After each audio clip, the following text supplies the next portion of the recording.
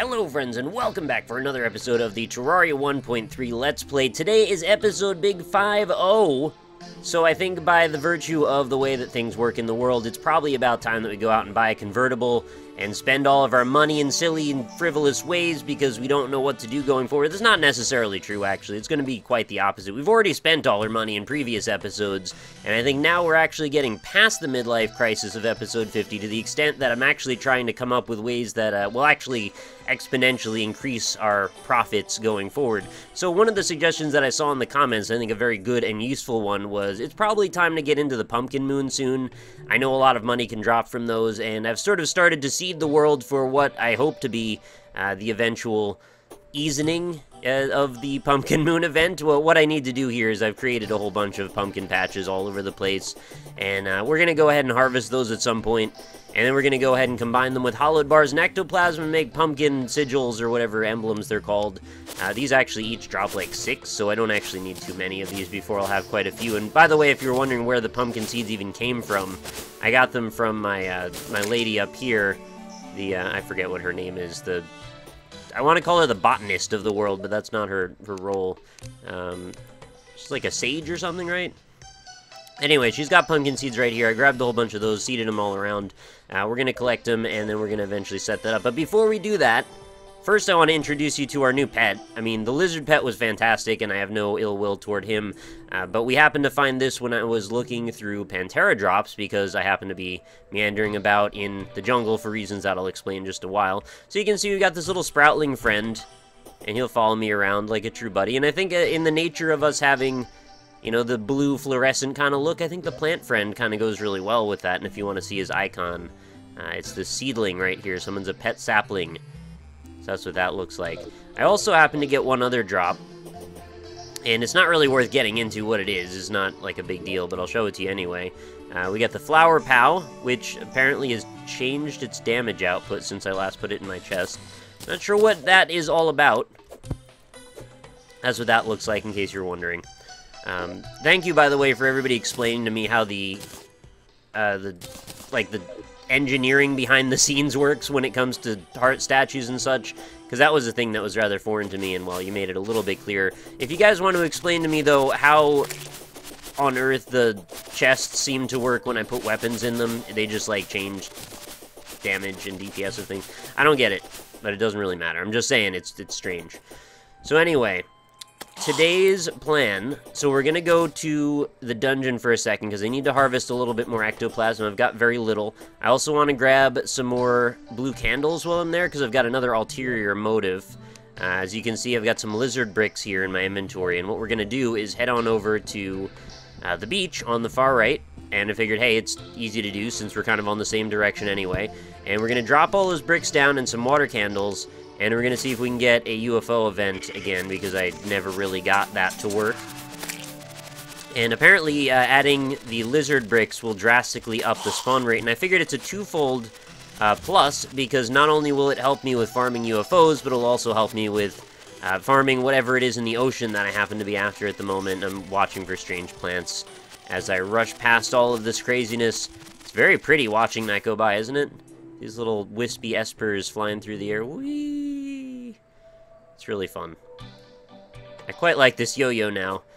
I wish maybe it looked a little cooler still, like maybe the string lit up green or something too, but I don't know, it's a yo-yo. It's kind of funny to me that the most powerful weapon in the game is a yo-yo of all things. Like, it couldn't have been a massive sword, it couldn't have been a laser beam that you could use that cut things with your face. I don't know, it's a yo-yo. It's like a humble little, well, partial weapon, part kid's toy.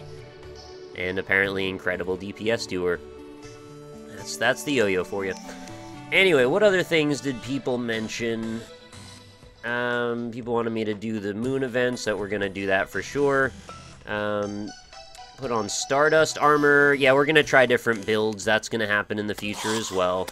Oh, you guys don't need to fight right now. We don't want to engage. Can we... Did it really just start the fight with the cultists? Just don't... Oh my god. Why did you have to put them in the dungeon entrance? I have other business here today. Oh, that's so silly to me. Okay, well, now that we're past that, we can probably bring our dragon back. So we're just heading in here for a sec. I don't think we're going to spend long. But again, we're looking for water candles and, of course, ectoplasm in general drops. Nothing here should be particularly dangerous at this point. I mean, the Viking maybe if we, like, stand on top of him. Yeah, I know he's a paladin, but I call him the Viking because that's just what I do. I don't know what my deal is, really. Thank you, by the way, for people telling me about the other dye that I wasn't aware of. Apparently there's one that I need bars, luminite bars, to create. I will definitely be crafting many of those at some point.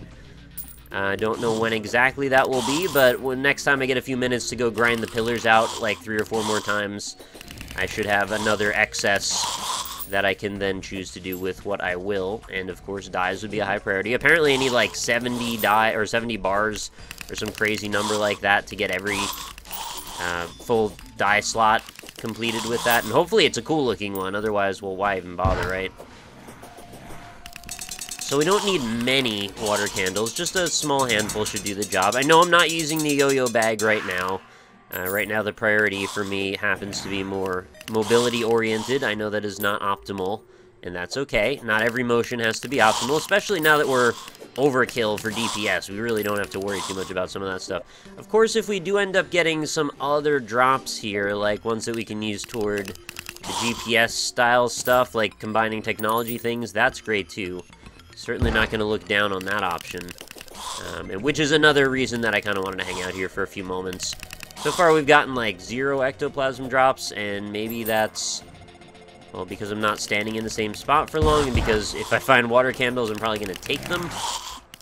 I'd say maybe just a handful of these is all I need, but just having like 1 or 2 extra in my inventory or in my my base, I'd rather just have like 10. Because these come up pretty frequently as quite useful. And ideally, you would have like a little setup with them in nearly every biome. I think there's a couple of those guys, too, that I still need to farm drops from.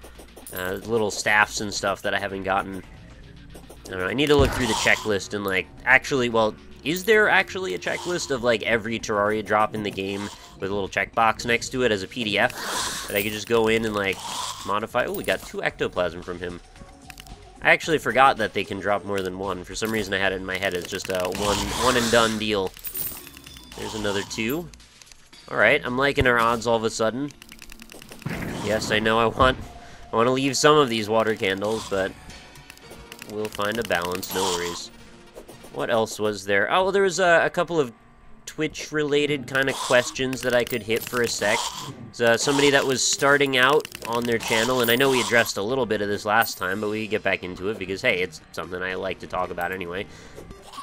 They were starting out their channel, and they were considering, because they have a house full of people, like, is it reasonable for me to do Twitch with no microphone, at least starting out?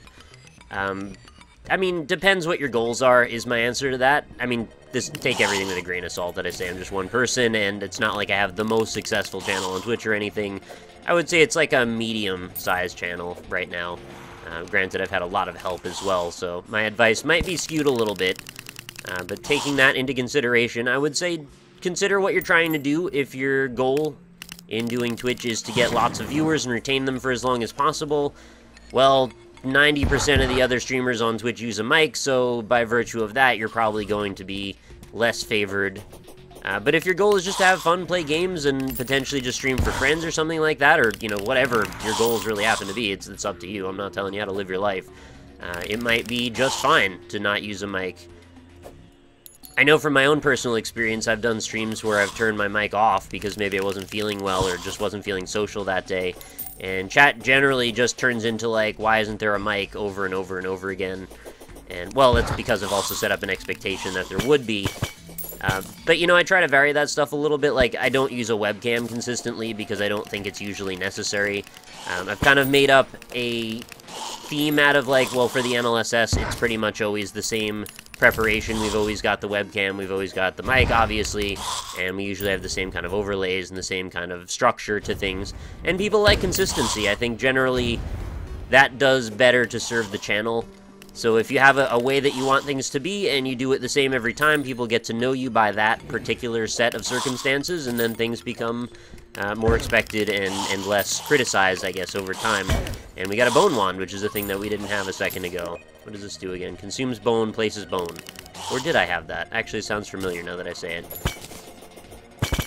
So the other thing is, just in general, things like the NLSS, things that have structure, like, those can be very useful. And I was talking last time about, it's nice to have, like, generally just sort of like an upbeat thing going on where you're trying to talk for a good period of time, and there's generally not a lot of periods of time where streamers don't talk. I should have prefaced that a little bit better, because it kind of depends on what you're doing. People cited examples such as speedrunners. Yeah, they don't always talk, and that's totally true, and I've been in that position myself. And it's not like it's always expected either, because obviously you're spending an inordinate amount of your concentration on playing the game and not so much at looking at chat, which might not even be possible at all. That's fine, and for all intents and purposes, some people's channels thrive exactly on that sort of thing. But it depends on what your structure is, and like I said with the NLSS, it's 3 hours every time, and it's very structured. It's always, 3-hour-long chunks, and the essence there is that it's generally oriented toward being silly, being irreverent, comedic type things. Now, my streams when I do the NLSS are not the same kind of streams that I do when I stream by myself.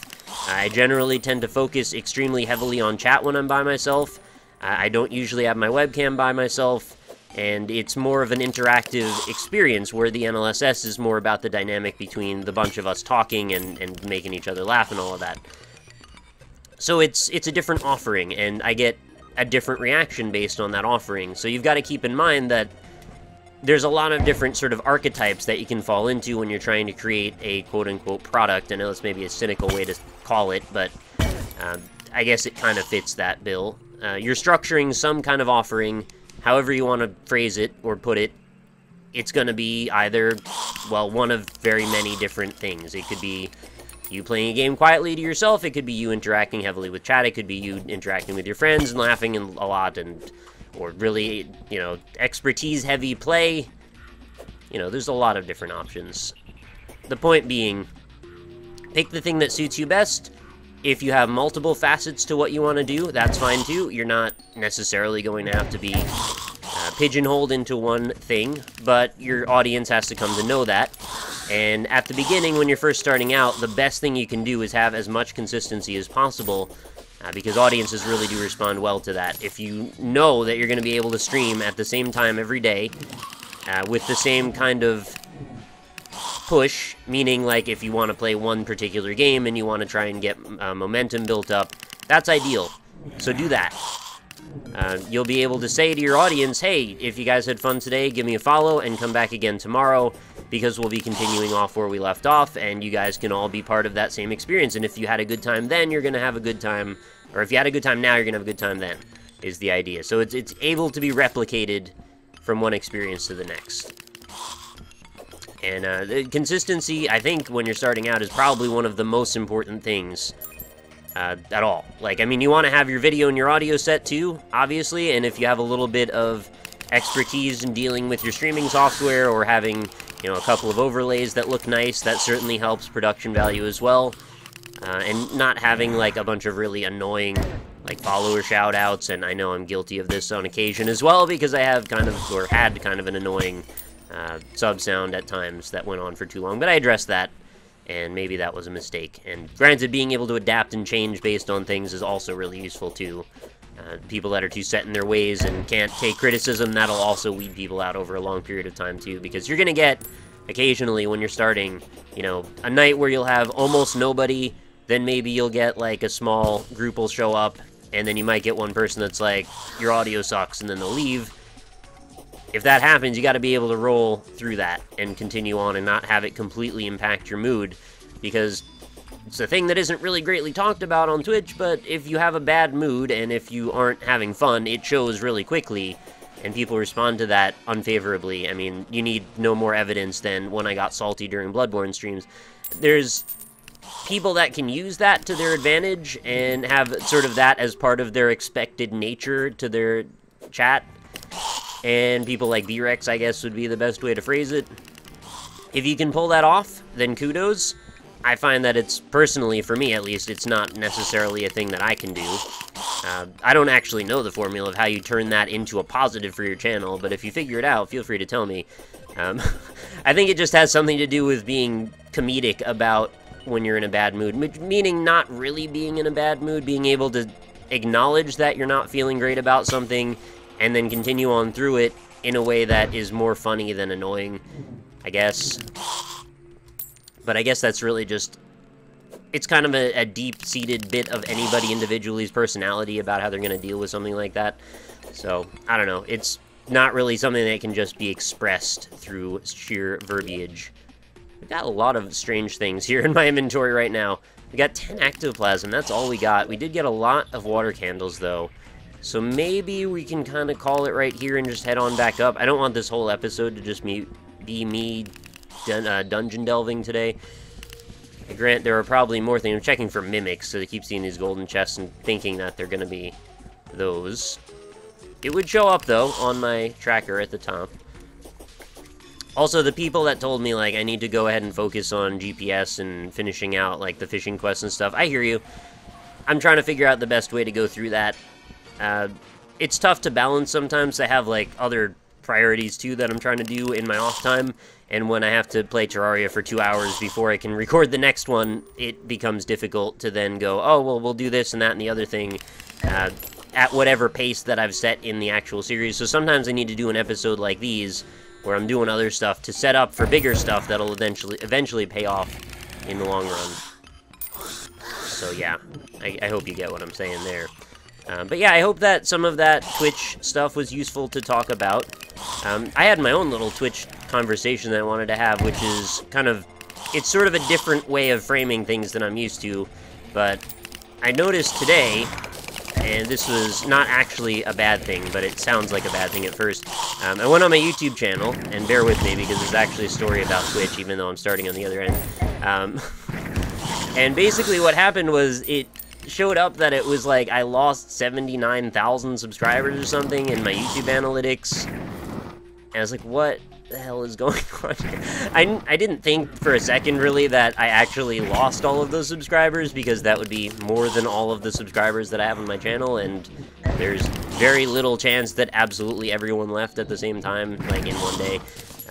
Oh, we got a shoddy Spectre staff. That's another thing I didn't have. It's real bad, but I got it. Let's try it out real quick. And it actually even said...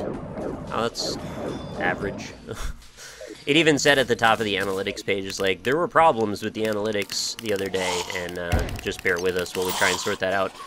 So, it kind of brought me to this point where I was like, hey, I just realized it's been a really long time since I've had a lot of huge issues with YouTube.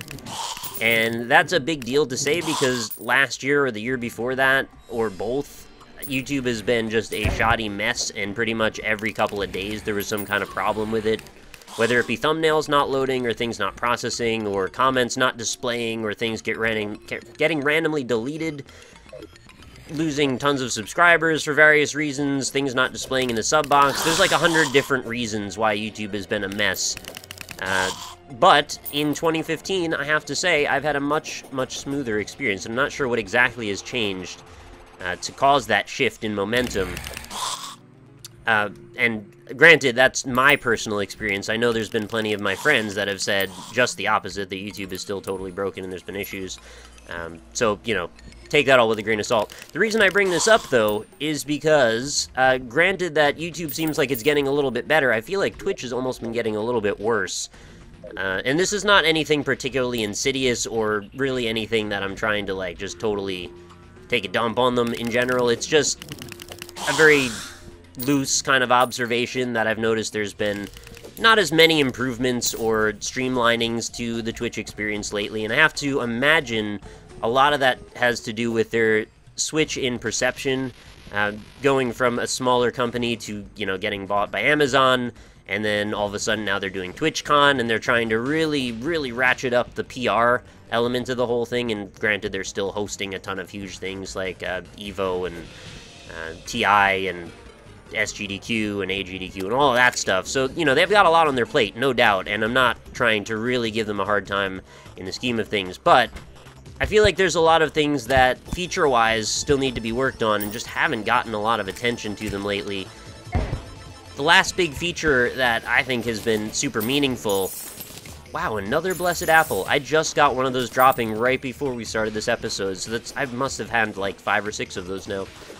But the last big feature that I've noticed was hosts, which, granted, massive feature, really, really useful and kind of changed the way that we're able to deal with Twitch. But I feel like there's a lot of options that could still be streamlined and made better. And one of them, and I had this suggestion, I actually tweeted at Twitch just in case I could get like a ping off them in case they were interested in it. But what I was thinking is, and this doesn't apply to everybody, but it would be massively useful to people who it does apply to, people who have a number of subscribers, and I don't know what their metric is on what a large channel would be for them, but people who have enough subscribers that they need to constantly have mods in their chat, or the chat kind of descends into anarchy. You know what would be really a nice gesture is if we could just comp those people subscriptions to our channel, because we often don't get to be able to pay our mods for all the tons of work that they do, being in our chat all the time, dealing with scumbags who just want to ruin the experience for everybody. That's like a bunch of work. And if you're a massive channel and maybe you do have an agreement where you've learned or figure out a way to share revenue with your mods, by all means, that's awesome, please. I encourage anybody that can to do that, but I don't think that applies to like 98% of Twitch streamers. So a simple gesture like just giving, you know, some kind of rolling rate based on how many subscribers you have. Say you have 100, you get 1 comp. If you have 200, you get 2 comps. If you have 300, you get 3 comps. Just have that roll up over, you know, the majority of it all. You know, anybody that's a Twitch partner already, and there's not a ton of Twitch partners, I imagine, that have over 100 subscribers. I mean, I have no actual data to back this up, but I'm guessing. And feel free, if you have any data, please let me know. So I'm just thinking, and if it turns out that they can't afford to do it, for whatever reason, they could always just up the threshold to be, oh, well, you need 500 subscribers to get 1 comp, you need 600 to get 2. Whatever. Just make it work in a way that could actually benefit people. It doesn't really cost them anything to comp people subscribers or subscriptions, and all they really need to do is give you a voucher code. Just have it show up in your Twitch inbox or email or whatever they want to do. And then you can just pass those on to your mods, or even have Twitch partners be able to designate mods that they want to receive those free comps. And it's just a really good gesture. People would probably appreciate it a ton, and they wouldn't have to then pay to then be a mod in your chat and to be able to represent your icons. Now, they do give you a couple of comps, but I mean literally a couple. And chances are, if you've been doing this for a while, it's very likely that you've got, you know, a circle of people that you want to also make sure have those comps, and it becomes less reasonable for you to give those to mods, unfortunately. And the other thing that seems a little silly to me, and maybe they've changed this, but, well, they haven't given me any benefits from it, but you have to use one of those comps on yourself if you want to be subscribed to your own channel. Otherwise, you have to pay yourself to be a subscriber to your own channel and use your own emotes, which seems just asinine. So that's one thing that I had thought about for Twitch to improve. Another thing would be, it would be fantastic if they could just let you designate, just like you designate a name in your title for the games. And, by the way, we're just setting up for increased enemy spawns right now. That's why I'm dropping all these blocks here. But to designate names of other fellow streamers that are in your stream. You know, if you're doing a group collab stream, you've got 5 people, maybe you're all from the same team or something like that, it would be great if you could actually put that in somewhere, so there's actually like a multi-Twitch link that is automatically generated by the people that are in it. And then people would very quickly be able to go, hey, who's that in the call? Oh, the data's right there, and I don't have to ask. Or even just have it automatically set up as an option for some kind of a bot thing. Or how about Twitch's own bot would be great. Instead of having to use Nightbot or MooBot or any of the varieties of custom-made bots, have Twitch do one that's supported by themselves. That could hopefully help out partners. I think that would be quite nice as well. Another one that I had toyed around with the idea of is, why not let Twitch partners just designate their own stream database titles. Now, what I mean by that, if you're not familiar, is every time you start up a stream, it says, what are you playing? Or in the dashboard, and you can just choose from whatever games you're playing, but there's like 90% of the games that are not popular are not in their Twitch database, which is actually powered through like IGN or something like that. I don't actually remember. GameSpot. One of those groups. Giant Bomb, maybe. So if you have a game that you're trying to give exposure to, and maybe is like an indie game that is just new or just coming out and they haven't added it for whatever reason, you don't have a lot of options about how to give exposure to that other than have the bot generate a command to then put up a link for it. So the idea being, hey, it'd be really handy if people that Twitch already, for all intents and purposes, trusts, could just put in whatever game title they want, and then at least you could say what game it is, right? And then people can figure it out from that if they want. And I know, again, there's a lot of ways around this, but... Oh, it's spawning these freaking guys here. That's kind of lame. The Parma or whatever they're called. Alright, I forgot putting lizard blocks there. It was going to cause them to spawn in the water, so it might break my ocean a little bit. I don't know. We're going to hang out here for a moment and just see if we get UFO spawns. But anyway, the point being, if people ended up putting in crappy names or using it for gross purposes to say things that are not necessarily representative of Twitch, hey, it could just be in the TOS, right? And if people abuse it, then they can be reported just like anyone could be reported for anything that breaches their TOS. They're already partners. Their chances of wanting to risk losing their channel over something that dumb should be lower, I would think, as a result. You don't have to give this privilege to everybody streaming on Twitch, because obviously people who have nothing to lose are going to abuse it. And probably a few people who do have something to lose are going to abuse it as well. But like I said, people can abuse anything based on whatever they feel like doing that day. People accidentally stream themselves sleeping in their beds because their cat walked across their keyboard. And that in and of itself is not a TOS violation. But, you know, if you're doing something maybe R-rated... when you, or even X-rated when you're streaming, that would be a problem. That's a thing that people report on the regular. So, right, I think we've already got infrastructure in place for this type of thing to work itself out. That's what I'm trying to get at. Another thing that I think would be really great, and they've already shown steps in the right direction with this, but having better panels would be fantastic. Things that are automated, things that you could set up with very simple scripts that don't actually require you to write any actual HTML or CSS would be great. If you could set up, and this is just for an example, I'm sure a lot of people would use it, but it doesn't have to necessarily be the way that they do things. Maybe you could set up a subscriber counter that shows up underneath your video window. That way people could just go at a glance and see, oh, I've got a goal of reaching 100 Twitch subscribers or 100 followers today, or whatever the time frequency is. And then people just look below the video window, see where you're at, and then bam, it's done. Or maybe you could set up a schedule that actually shows different things on different days depending on what it is that you do. I mean, the closest thing they've gotten to this was having the Twitch t-shirt panel, which has a countdown timer, which is not really something that they particularly did. But it's very self-serving and it works great and there's no problem with it, but like use that same kind of idea to prop up Twitch streamers in other ways as well. I think the Twitch panels right now, the way things are set up, are kind of static, and I mean, you can make them look pretty, but the CSS breaks in them a lot, and if you do a host, they all like group together sometimes, I've noticed, and I don't know if it's just a bug or what. But a lot of the time, if I go to look at my own channel's panels, like, they'll all be piled on top of each other, and there's no data that's shown then, so that's kind of a problem, right? Would be great if you could have, like, a countdown timer that shows up and is like, here, this is how many minutes until the next time this streamer goes live again. That would be cool. I mean, we have, for our own show, for the NLSS, we have whenisnlss.com, and the purpose of that is just to show people in different time zones when we're going live again. And there's a person who has spent a lot of time and effort setting that up for us, and, you know, that's really kind of them, but it would be great if that wasn't a thing that was required to be done by a third party, you know?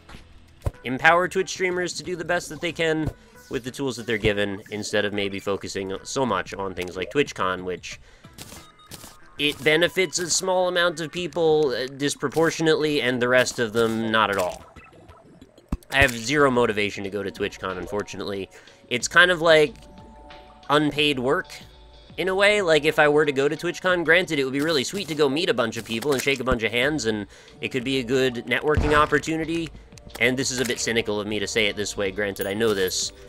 But I'm already streaming, and I'm already working every single day, right? So, like, for me to go and pay to travel across the country to basically be a shill for Twitch doesn't really help, right? That's kind of what they've set it up as, and there's not a lot of benefit for the streamers other than like, oh, we get to stand around and, if we're lucky enough to even be in this position, shake a bunch of hands and do things that Twitch tells us to do, right? Or be on a panel or something. Like, there's not a lot of reason for me to go to that. There's not a lot of vendors, there's not a lot of people that are there to cater to Twitch streamers from what I'm aware of, and this is just from me reading their manifest, essentially, and their mission to it.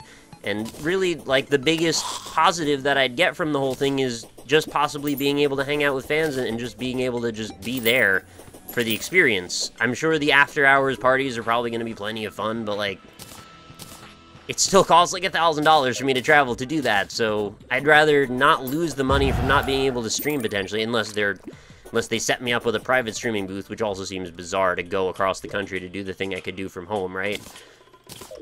It's a weird setup, and I get that they're doing it for publicity reasons, but it's not, in my opinion, the best use of their resources right now, especially when there's still all kinds of downtime and broken things on Twitch all the time, getting logged out constantly. Maybe this is not everybody's experience, but it seems like over the summer and a little bit before summer, every day was, which problem are we going to have today? Is chat not going to load? Is the data not going to get uploaded to the server so people can't watch? Is the logout thing going to cost me to not be able to run ads? Are they going to run the same ad 50 times in a row and break the video player? Is the video player going to be completely lagged out and unwatchable? Like, come on, guys. The basic function of this is people show up, we're able to run ads for them, and hopefully they stick around because they like our personality. That's what we were trying to do, and it seems like it's gotten a little convoluted in the process somewhere along there. I think it would be really great if they could get a little bit more diversity in their ad runs as well. I hate the fact that people are like, hey, that's great that you want to run ads, but I'm really sick of watching this Axe body spray ad 7 times in a row. There should be no 2 times in a row ads. I hardly even run them, and the revenue from them is basically nothing. So at this point, I've gotten to the conclusion that, like, there's almost no reason for me to run ads. Like, almost anyone that donates once to the channel has already paid for, like, a week's worth of ad runs. So, what is the point to that? Every time I run ads, a ton of people leave, and it just does not foster goodwill. I still need to take breaks, so it works really well for them to fit in right there, but I hate the idea of people having to watch the same ads over and over again. It just seems awful to me. So, here's the thing. YouTube gaming is going to be a thing soon. It's very close to existing, or might already exist in some form that I'm not totally aware of. And that's going to put a little pressure on Twitch, hopefully, because I imagine, well, if they're going to try to do it right, hopefully they'll go in whole horse on it. I can't really say that with any kind of certainty, and it's not like I really know a ton of private information about this whole thing, but the hope is, if they're going to try and compete in this space, they obviously have the money to do it. YouTube shouldn't have to try all that hard to get a few basic features. That should put some pressure on Twitch, and hopefully they'll respond to that in a positive way. And I'm really hoping in late 2015, early 2016, a lot of these things I've been complaining about can be starting to be resolved. You know, the other thing is there's not really much in the way of discoverability for Twitch streamers that are starting out. I happen to be in a very lucky position where I've kind of done some of the legwork when things were just beginning, and now I'm at the point where I feel like, well, not so much a snowball effect, but I feel fairly secure in that most likely, unless I do something really, really stupid, my channel will continue to be at least the same level of successful from one week to the next. I mean, there are times when it might do better, times when it might do worse. That's the same with everything.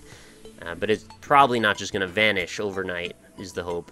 So, that in mind, like, I have a little bit less pressure, but people who are just starting up, you're going to be facing months, potentially, of having 0 to 3 viewers on your channel, and that sucks.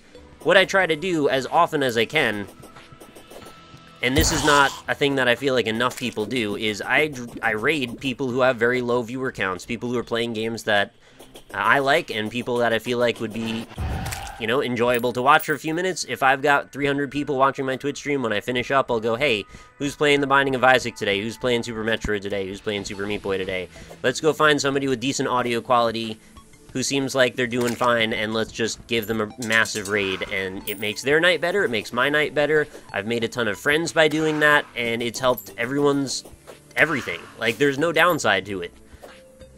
Granted, Twitch has, like, a no-raid policy, which is a thing. I don't really understand how that works exactly, but they'd rather you get permission. I think because people kind of took advantage of them for a while and were using them to do hateful things. I would never do that, obviously. My raids have always been in good faith, and just to sort of say a friendly hello to somebody new, and hopefully we end up talking later on, and that's kind of how I like things to go. Some people maybe have sent bullying raids to people that are like, hey, let's tell this person how much of a jerk they are, or whatever wording they want to use. Yeah, that's really bad and gross, and that's kind of why I think they implemented hosting as a feature. That way you can raid people without having to necessarily send everyone into their chat or disrupt whatever their experience is. I don't know how I would feel like if somebody did that to me. I might be upset for a second, but like if the goal is to get a bunch more viewers, then I don't know, that seems like it would still work out if some stuck around. Even if they came with bad intents, maybe they would stay for other reasons. I don't know. It's a weird situation. I don't want to do anything to anybody that doesn't want that done to them, but I feel like as long as you're going in with a positive attitude, I can't really give a bad raid to somebody. I don't understand people that are like, I absolutely don't want raids under any circumstances because I'm only trying to stream to the people that I'm streaming to. I guess now that they don't have private channels, maybe that still makes sense. I don't know. I haven't decided my opinion on that one. But I feel like mostly if you're on Twitch, you probably want people to watch you. Is that a weird thing to assume? Maybe it is. I'm honestly saying this, like, without any kind of sarcasm or anything. Like, I honestly don't know. Is there, like, a totally different angle to Twitch that people are on? I mean, I get in a little bit of a vacuum sometimes because I've been doing it for the same reasons for quite a while now, so that's totally cool, though. If there are other reasons that people use Twitch, more power to you. Use it however you feel is comfortable for you. I'm not trying to make trouble for anybody, but I like the idea that it's a good community of nice people that want to meet other people who like games, talk about those games, and make friends. That's it. That's the whole deal. And it just so happens that, based on that concept, there are people that can make a living off of it. That's fantastic. Do what you love. I feel like I keep ending up back into this cycle of talking about the same thing now.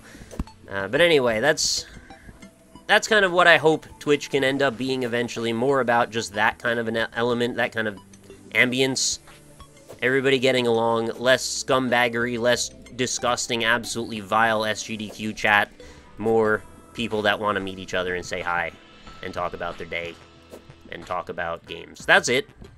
Really can stop right there. We have not had a single UFO in ages, and I have no idea what is the problem here. Is it because I put the freaking lizard blocks so low? I should have put them probably up by space, shouldn't I have? That's probably today's fatal flaw to the episode. Oh, I always make some kind of horrible mistake. What would also be great is if you could tag a playthrough of a game in the database as, like, this is blind, no spoilers, no backseating, and then there could be a little badge that would show up when you're about to click on that. That's like, this viewer has requested no backseating. Do you agree to that? And then you say yes. Right? Because then people who are like, oh, well, I didn't know it was no backseating stream, and then or no spoiler stream, and then they come and talk about the final boss of the game and how you beat it. That would kind of eliminate that from at least being a thing, and then the mods never have to feel like there's any ambiguity about timing them out when they do it. I don't know if there's, like, a super easy way to implement this stuff, and I know it's not easy to implement anything for Twitch because they've got, like, a ton of different platforms that they need to roll these features out to. Varieties of consoles, tablets, mobile, obviously the PC interface being the first and foremost, but still, I feel like there are some really big features that would be absolutely fantastic if they implemented them. And, well, the end-all be-all of this whole discussion was I really hope that the pressure of having YouTube gaming being a thing causes them to sort of address some of these issues that they might not seem like they're so bad from the outside, but if you just start to think objectively about what could make this platform better, it starts to become a little bit more obvious that maybe they're slacking a bit over time. And, you know, one big feature in a year, there's probably been more than one, but I can't think of another one off the top of my head. That's probably not keeping up as well as they need to be at this point. Blueberries. We've got blueberries. I know I haven't really been talking about Terraria much on this episode, but I got off on a bit of a tangent here. I'm obviously rather passionate about Twitch since it's the thing I spend a lot of my time doing. So I'm curious to know what you guys think about Twitch in the same kind of context that I've been just discussing it in. Feel free to let me know. I would love to hear your feedback. Do you agree or do you disagree that maybe things could be moving forward at a slightly better pace? What do you think about some of those feature suggestions that I've posited? Things like having that blind gameplay badge, or things like having different Twitch streamers being able to be featured in the title of the game. Having auto-generated multi-Twitch links would be so freaking handy. That would be great. Or just the unending, absolutely not necessary, same ads run over and over and over again that have to be alienating tons of viewers, right? I know from my own statistics, every time I run ads, I lose at least 10% of my viewership that just don't come back. Because not only do they know, okay, I gotta wait through 3 minutes of the same thing over and over and over again, sometimes they're super loud, or sometimes they break the video player, or sometimes they can't run ads at all. Like, come on, guys. You have to know that's a huge problem when your whole monetization element is based off of both ad runs and subscribers. Also, the other thing I forgot to mention is the fact that Twitch, like, made it not able to be done that you can have a purple shirt because they took the color purple. That's so silly to me. Alright, I understand at a base level why they did it. They don't want their branding confused with other Twitch streamers, or they don't want people to try and make official-looking t-shirts that are not actually official. But let me just explain what happened with that. So, I made a t-shirt a couple of months ago. It did phenomenally well, by the way, so I have absolutely no ill will toward any of this stuff, because honestly, it worked out better than I ever could have imagined. And in a way, because of this issue that I'm about to talk about, things are actually better off than they probably should have been if I would have followed the quote-unquote rules. So Twitch has their own agreement with Teespring, where you can get the Twitch logo branded on one of the sleeves of your t-shirt, but they take a huge cut, and you also get possible slight exposure on their Twitch t-shirt store for, you know, whatever time your Twitch campaign is running, your t-shirt campaign is running. There's a t-shirt store, and it's got whoever is, you know, displaying stuff there. And, yeah, so you can have that, and you can have the little branding on the thing, but they take a bunch out of it. And you can't use the color purple, because, again, like, they don't want to have the branding confused. So instead of that, I just went to Teespring on my own, and I just set up my own Twitch quote-unquote shirt. Well, I mean, it wasn't Twitch specifically, but it had my new branding based on the channel and all that. And I set it up without their guidelines, so I didn't get their promotion. I didn't get their little widget that can show up underneath the video player on the Twitch channel. And honestly, I thought it was more important to me that I have a purple shirt, because it's kind of like the colors that I've liked and the colors that I think are associated with my channel. It did better. I had a better margin out of it. And even though I didn't get that promotion, I don't think I really suffered at all. So, I feel like maybe that's a bit of a misstep as well. Some people want to use purple shirts. I don't know, maybe there's a way that I could have done it, but I didn't see it anywhere. I looked pretty hard, too. If anybody else has a similar experience, feel free to let me know. I also have to say, my god, thank you to everybody still that bought a shirt again. Everybody else that I know, like in my community that's done a shirt campaign, for whatever reason, mine seems to have done like 10 times more than those, with the exception of maybe Northern Lion. But I think I still beat his by a little bit, which is just absurd. And I have to believe that was a convergence of not only the excitement around the design, which I think was absolutely fantastic, and again, I thank my artist sincerely for the work that went into that. Obviously, I commissioned him, so like, that's how that worked out, but still, thank you to the artist for spending the time and caring to make such a great design. But I think it had to do a lot with the fact that, oh, I forgot to mention, I found another one of those little grass biomes with a sword in it, so we might as well go see what I get out of that. But it was a good design, it happened at a good time, and it coalesced well with the rebranding of the channel and everything, and I think the fact that it wasn't like, here's a cartoony picture that has very little to do with my channel, it kind of took it a little bit more seriously. Oh, we got no sword from this one. Maybe not seriously is the right word to use, but I don't know, I did it in the perspective that adults would be wearing this, and they'd probably want something that would stand on its own as a t-shirt, whether or not they want to rep my Twitch and YouTube channel at the time. It should just be its own design that people would want to wear for its own merits. I think that's the big saving grace that made that campaign that successful. Obviously, I also talked about it non-stop, And by the way, if people still want the shirts, you can still go to the page and ask for them. And every time 10 people ask for it, it'll relaunch the campaign for another week or something like that. So it's still possible to be bought. Anyway, it's a bit of a tangent, but I just wanted to say, like, the fact that Twitch has not made the t-shirt thing as accessible as it could be seems like a real shot in the arm, like really kind of undoing itself there. Because I had a much better experience going around them, which I don't think you ever want to hear somebody say that. And I don't even know if I'm allowed to say that, to be honest, but I did. So there you are. That being said, though, I still love Twitch, and it's still one of my favorite things to do. I love streaming. I think it's extremely fun to get that feedback and to be able to have that community feeling. It's like I'm hanging out with all my friends every time I go live on there, and there's nothing like that still to that degree, even on YouTube. And I love YouTube too, and I love the back and forth we get to have in the comments on YouTube, but it's just not as immediate, and I can't have conversations that, well, aren't just about me monologuing for a half an hour more. And I kind of like that. Like, it's a load off my brain on occasion to just not have to keep talking and talking and talking with no feedback immediately. So, you know, they both have their perks. I love them both for different reasons, and I think they could both stand to be improved in some ways.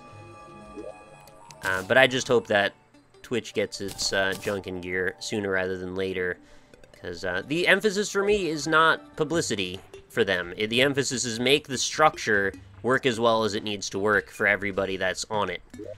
You know, make the platform as seamless as possible, and then worry about that stuff. And maybe they feel like they have gotten to that point, and I have to disagree if that's the case. Anyway, let's open some strange plants and get a move on here, because I'm sure you guys want to see.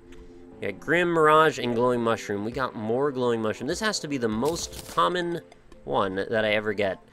I'm happy we got more Grim dye. I was hoping to get the Living Mushroom dye, or whatever it's called. Living Rainbow dye, I think, or...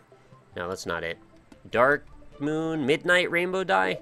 I'm trying to remember the one that somebody said in the comments, and now I can't remember it. But we did not get that. Hopefully, I will get this at some point, but today maybe is not that day. So, all of these are the ones I've already got. I'm just going to quick stack, and all 3 of them go in. We've got 9 Grim dye, so that's good. We can make a full set out of that.